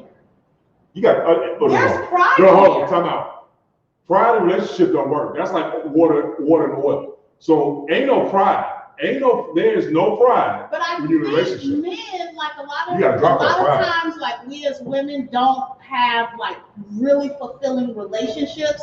I think maybe because there's what you said. Okay, so the man has to love the woman more than she loves him. Oh yeah, definitely. But the pride of the man, I think, may not allow him. Pride comes before the fall. So guess what? Your relationship is going to fail. You can't have pride in a relationship. You just can't do it. A real man is not going to be a prideful man, because a real man is going to know his limitations. A real man is going to know what positions not to put themselves in. A real man doesn't look at a woman and say, you subservient to me. Rather, we're going to do this together. We're on equal par. So the pride is the first thing that you got to drop from Jump Street. There's no pride in a relationship. That's maturity. With age comes wisdom. It took me a long time to get to this point. Wow. How long you been married? We've been together 25 years. Wow. We've been married. This was our 15th year this year. Wow. And it wasn't all peaches and creams. Don't get me wrong. I messed up. She's been on point since day one. I was the one messed up. I was just fortunate enough to have a person that saw something in me that I didn't see in myself, and was willing to wait until that wisdom and maturity comes to fruition. Wow, that's amazing. That's good. I want to get to Roger. He has to take a bullet for her. A man has to take a bullet for his woman. Here's the problem with that, Roger. The woman told me this a long time ago. I don't want you to die for me. I want you to live for me. So we don't want to take a bullet for a woman, but you want to live for that woman. And if that means not taking that bullet and you grabbing her and you all running so you can live and take care of her, it always don't have to be to the point where you would die for a person. Okay, right. So you ain't gotta. No, that goes back to your pride. You drop that because, like I say, because in that situation, you might be like, "Come on, baby, let's go." Any woman will tell you, if you're dead, if you would die for me, you're no good to me.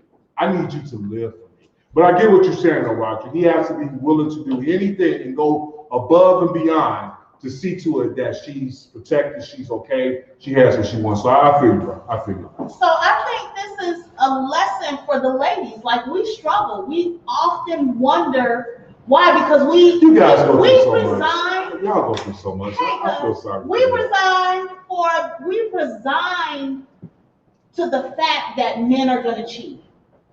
We have completely resigned to the fact, especially in this day and age, that men are going to cheat. You grow out of it. I'm not going to lie. Men are going to cheat. But I've grown into it. No, I'm talking as far as the men. Men are going to cheat. We said we're going to keep it a beat on here. See? Men are going to cheat. However, men grow out of it. And it goes back to what I was saying earlier when you was asking about my situation, about my wife. If you got a woman that sees more, that sees something, that sees more about you or sees your potential more than you see yourself, she'll wait it out, maybe. But a lot of times, a lot of women ain't gonna wait that out. A lot of times, a woman ain't gonna wait that out. Or I don't know. Men grow out of it. We grow out of cheating. We grow out of it. I think we do wait it out. Right. I think it's just. It's not right. You shouldn't do it. But we do. We do it. And I'm going to tell you why. We're taught since we're 10 years old that the amount of women you have is what validates you as a man. Is this as a black man? As a black man. As a black man. Okay. And I can't speak for every black man. Right. I can only speak for this black man. Your uncle. Hi, Alfonso. Welcome. I haven't seen your name. I remember your uncle telling me. Your uncle told me. Which one? My dad. Okay. Your uncle told me, hey man, one woman will crack you up. And I had to be about 13, 14 years old then. He told me, one woman will crack you up. You get as many women as you can. So at that age of 13 and 14, it was already put in my mind that I'm supposed to have more than one woman. So as I get older, as I grow older, as I get older, that's already in me. Those are the primary ages of a man. When you're 13, 14, 15, 16. Granddaddy, my granddaddy tell me all the time, man, you should have women running in and out this house. Wow. I want to see just one woman coming over this house. Wow. That's part of you. Is that in our culture? Is that in our community? What do you think? It was in mine. And I'm just I'm in yours too. Right, so the same man. But I don't want to speak for every man and every man experience with their elders, their fathers and their grandfathers and their uncles. I can only speak for mine, so I don't want to put that on every man because it is wrong to cheat, and a real man is not going to cheat. It's just that simple. But we are taught. But I don't know. It sounds like what you're saying is that I don't know if you should say a real man won't cheat because you're not they cheat. But you're not a man, though. You just haven't reached the pinnacle of being a man. Let me tell you something. With age comes wisdom. Just because you're 35 or 40 years old, does that mean that you have wisdom? And to me, you still can't consider yourself a man in the text of what we're talking about a man. Yeah, you're a man. You're physically grown. You're big. You're strong. You pay bills. But we talk about being a man to your woman. Every 35, 40, 45-year-old man isn't a man to his woman. Once you get to that point where you're not going to cheat, and the biggest part of not cheating is not putting yourself in those situations. You'd be surprised when you don't put yourself in those situations how you won't cheat. It's putting yourself in that situation to cheat is why you cheat. But isn't it like sometimes it happens organically? You don't put yourself in your situation. You always put yourself in that situation. You find yourself in that situation. You don't find yourself enough. You put yourself in situations. If your wife and your woman is at home and you get dressed up to go to a party, you are putting yourself in that situation because your girl is at home and you know it's going to be a tough party. Okay. So with age comes wisdom. Like I said, I'm not trying to, act like, I'm not trying, because I have had my issues. I have my problems. Okay. But I also learned from my problems. And when you know better, you do better. Okay. And I'm trying to live my best life now to the point where I'm not on that. Robin says, I've heard that he has loved her enough to actually fear losing her, knowing she will leave if he doesn't act right. Okay. Roger says a man will stay with the woman that will put up with him and that he's comfortable with. Now, Roger, that's real talk. I know if that happens that's real talk. In our community, is that the best thing though? Define the best thing. Everyone is different. Define what's best for you. Some women are content with that. Well, that's what I'm saying. That's why I'm trying to speak to the women now. Like, women, recognize. Like, you need to speak up. You can't take that crap thinking that you're being the cool woman. Real spit, Stephen. That's real spit right there. What's Stephen when saying? A man can grow and evolve because of the woman that he's with. And that's what we just got through saying. Yeah, I went through my issues, whatever, right. But I had a woman that saw the greater potential in me, and I was able to grow from it, learn from it. So she had the patience for you. She had the patience. She had the patience. For you. And she don't get it twisted. But you learn. I learned from it. Now, some women have the patience, but the person doesn't learn. And don't get it twisted. She wasn't stupid, because many times, I came home to that empty crib. She was long gone. But it's because I did begin to start loving her more than she loved me. I did what I had to do. We went and talked it out and worked it out and seek counseling. And, you know, it just goes back when you know better, you do better. With age comes wisdom. Okay. Some of us may not get it till later in life. Let's see what Alfonso. Hello, Alfonso. I haven't seen you on the show. What about her fearing the loss of him? So thank you for joining us. I want to know what your drink of choice is for tonight. What are you drinking on? And please make sure you go to the YouTube channel and subscribe. But what did he say? What did he say? Okay, Alfonso said, what about her fearing the loss of him? Can I speak on that? Oh, that all day, because I had never been a man, so that's right, because that's what happens. We, like, women, sometimes we're... Which I don't understand. So insecure. I don't get it. It's not that we're insecure. Don't y'all know what y'all got between y'all legs? Y'all got the power. I know, but... Why do y'all relive? You know why? Why do y'all give y'all power to us? I never understood that. You all got the power. We look up to you as kings. We look up to you as kings.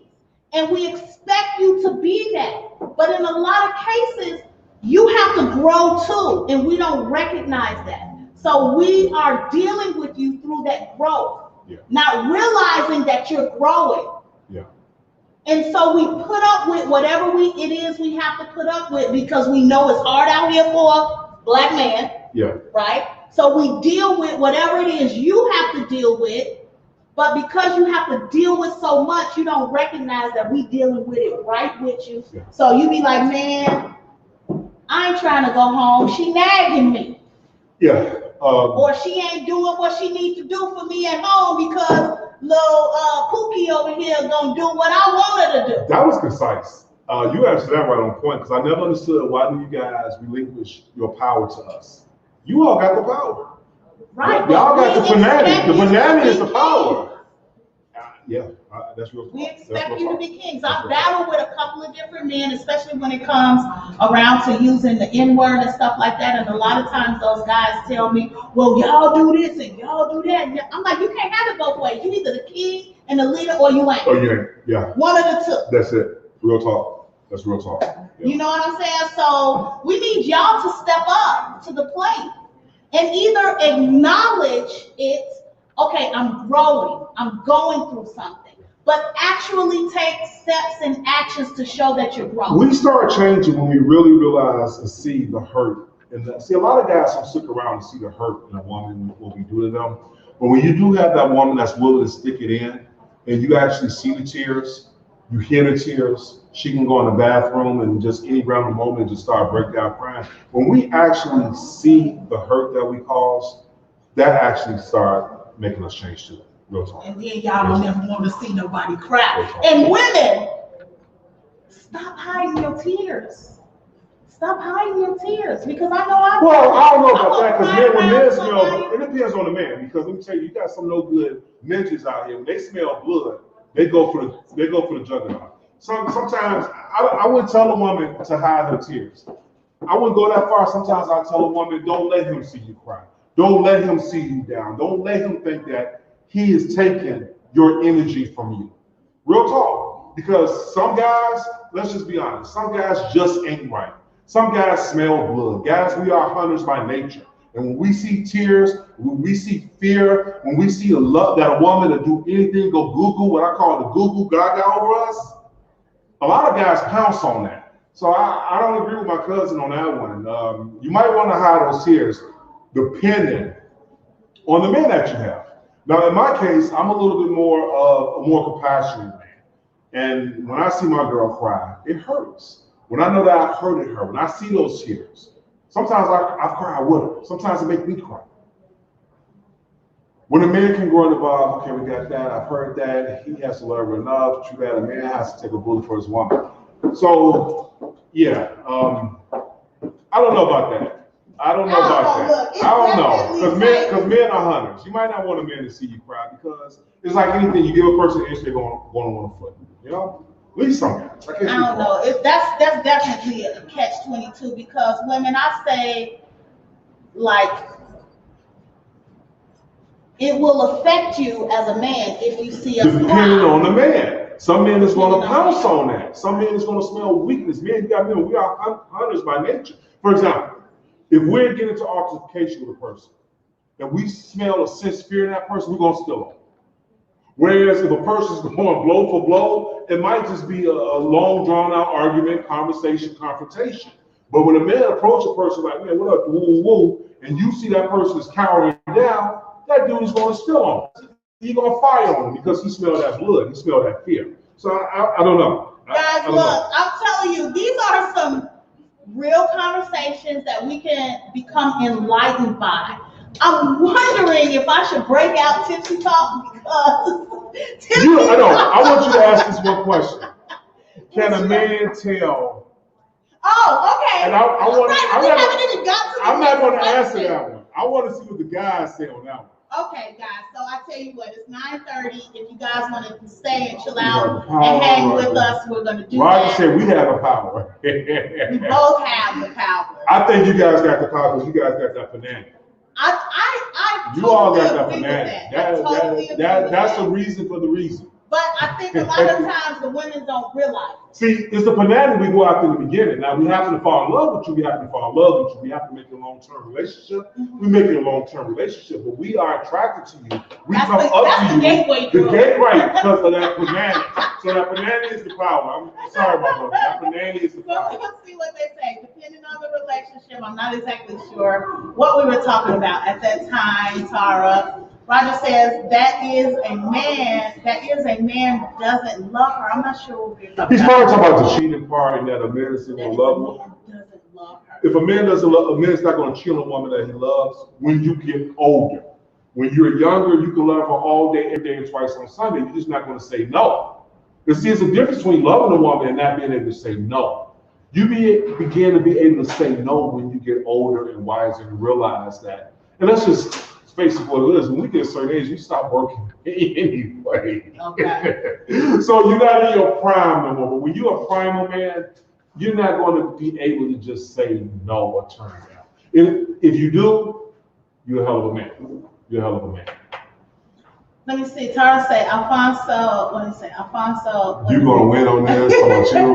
Now, Robin. What Alfonso say? Tara, men can't have sex without a woman's consent. And if she knows he is unavailable, that should be the end of it. Alfonso, the man knows he's married. Right, absolutely, period. I agree with you, Tara. Because as a woman, and I can attest to this, especially as being an attractive woman, a voluptuous woman, I've had so many men approach me. They don't care that they married or in a relationship or engaged. And I don't care how many times I push them off that they pursue. But is it really your responsibility to worry about his infidelity, though? No, it's not. I think that's what Tara is saying.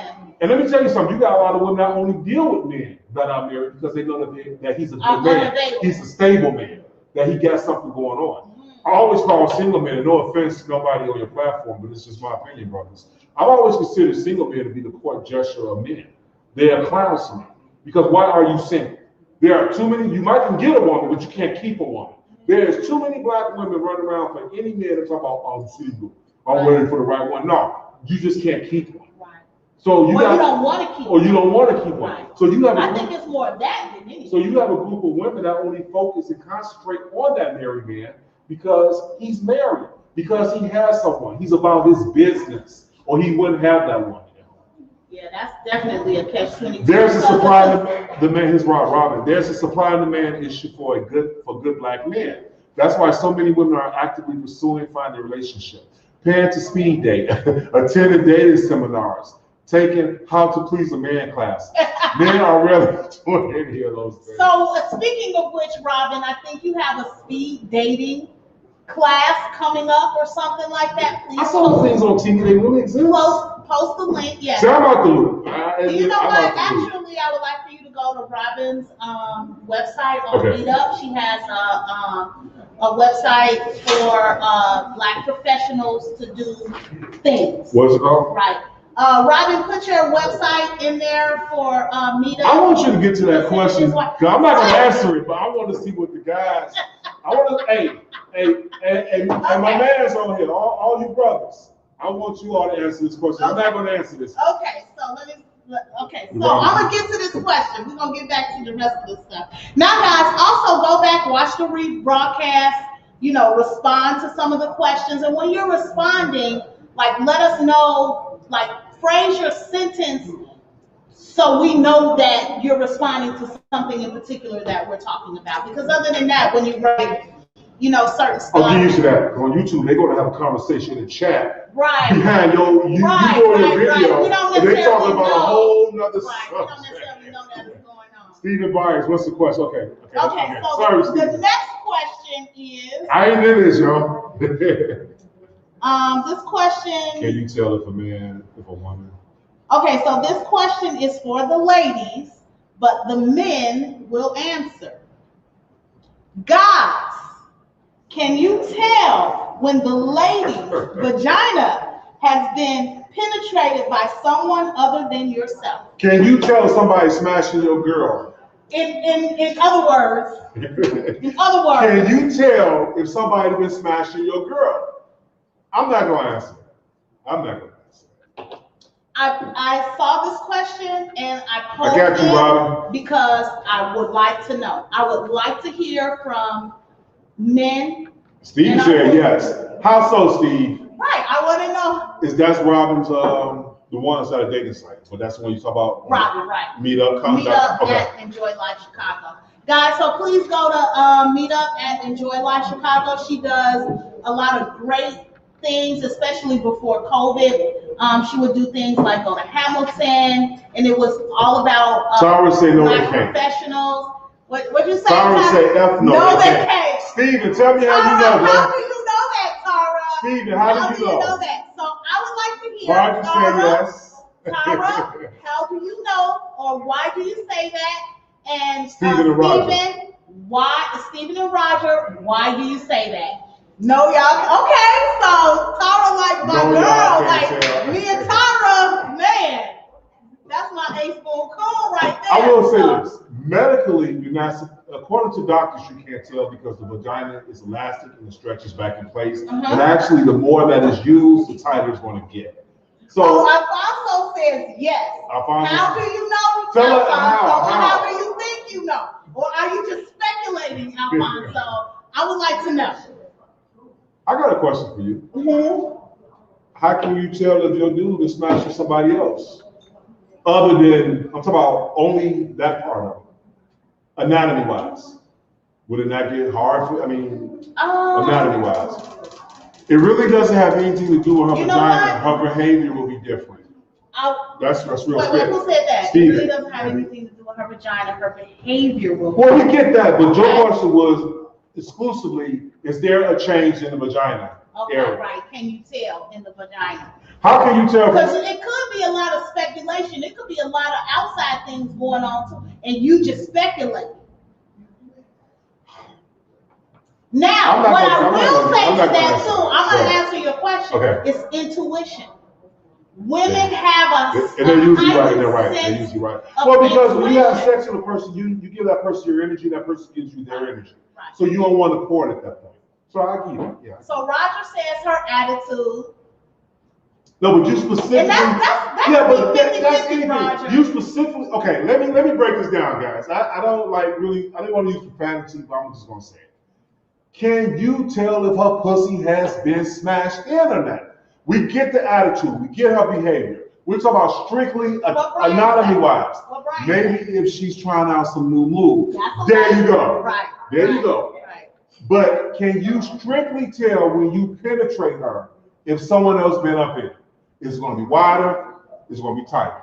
Is it going to be stretched out? Yes, her attitude, but as far as it being different, feeling nah, bro, y'all can't tell.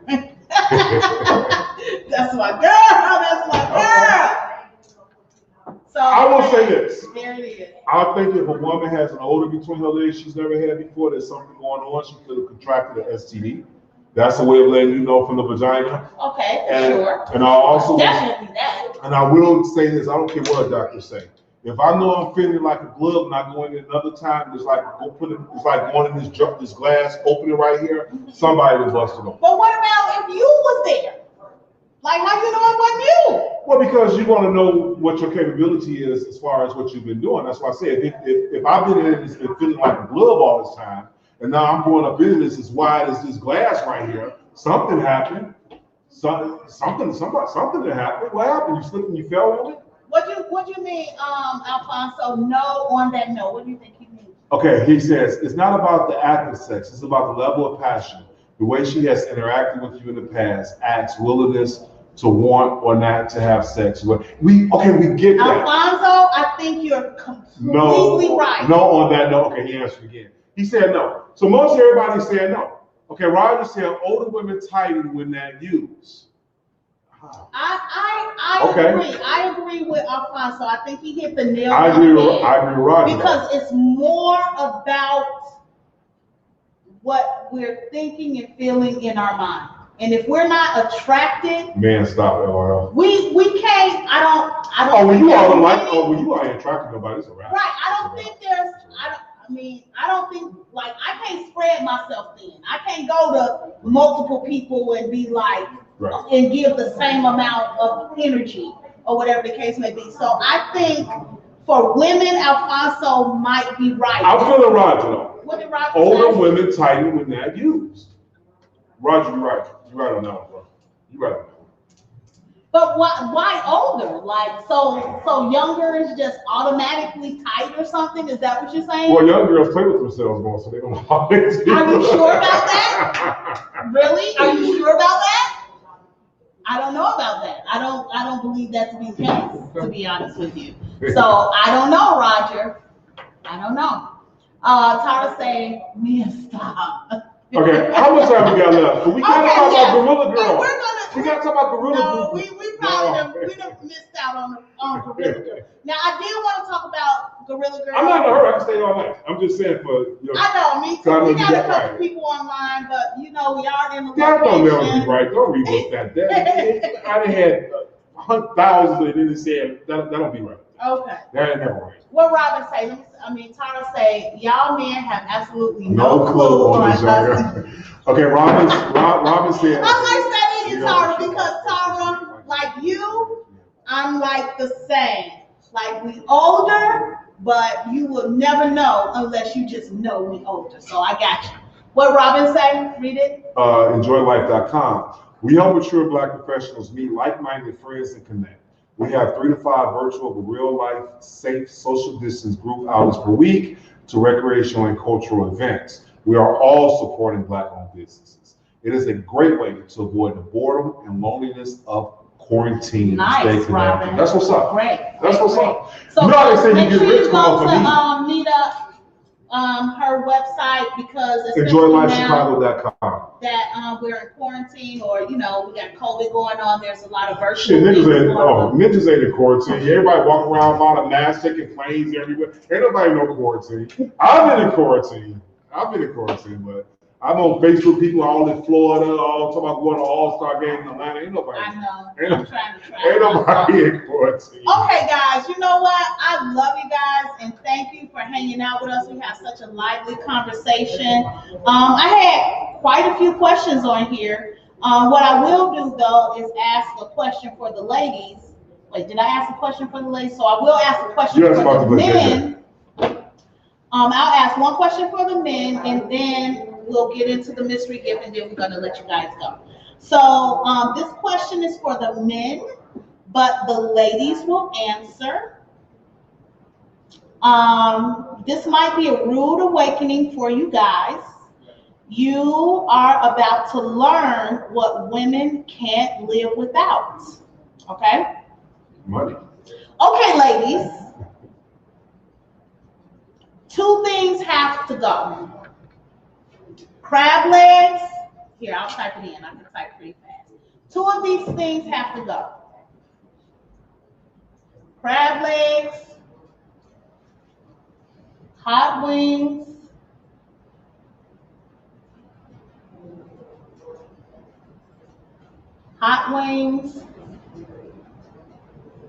Suppose they're vegan. Wait a minute.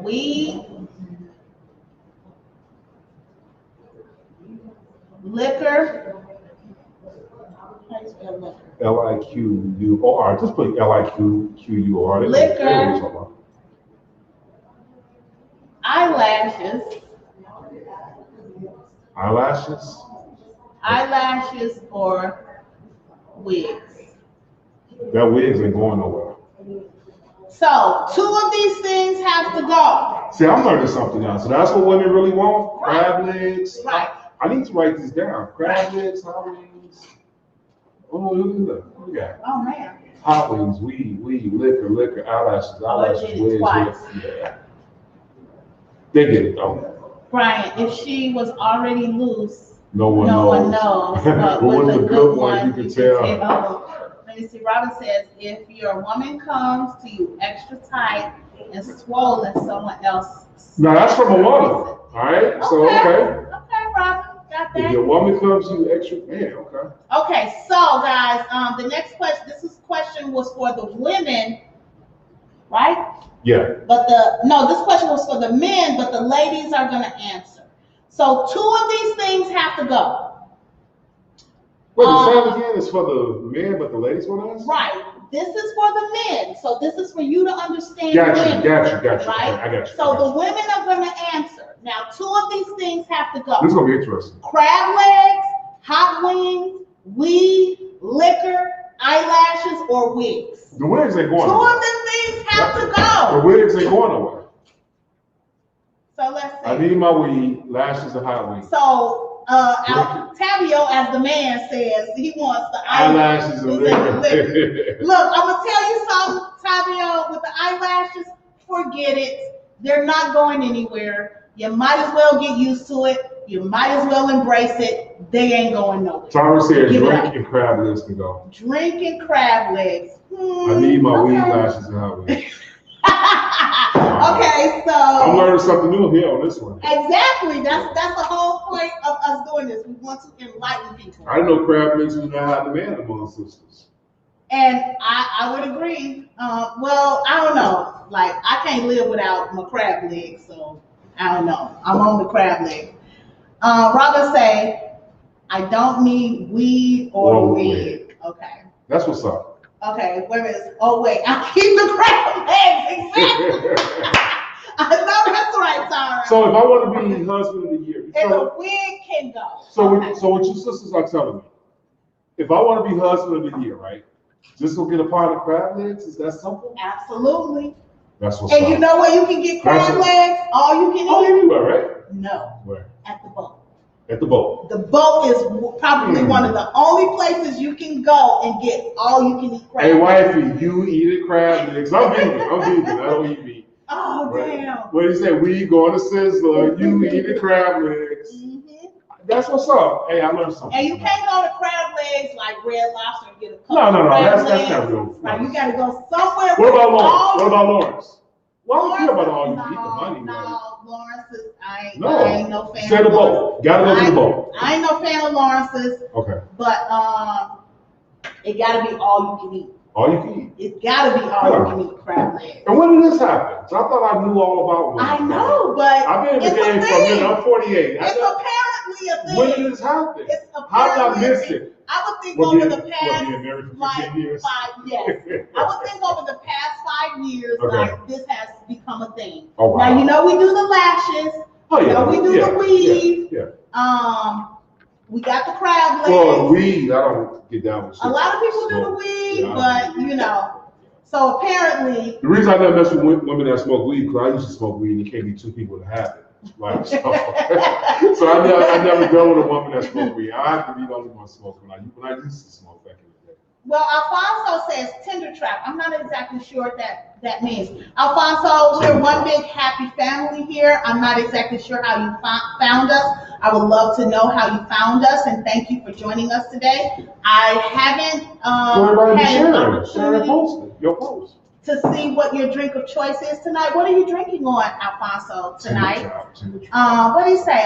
Saturday and Wednesday? What is that?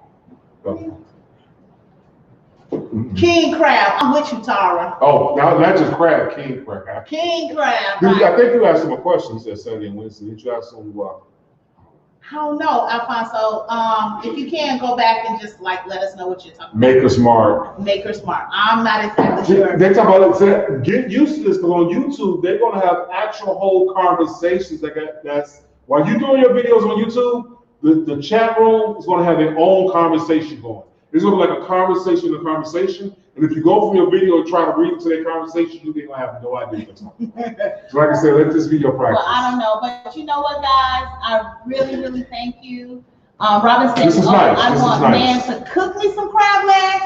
Robin, I'm cool with that, but I'm telling you, it ain't nothing like being able to go to a place where you can eat crab legs. Okay. I'm telling you, what Brian say, as long as you don't mind and screaming when I drop them in of the crab legs. Okay. Oh, they scream?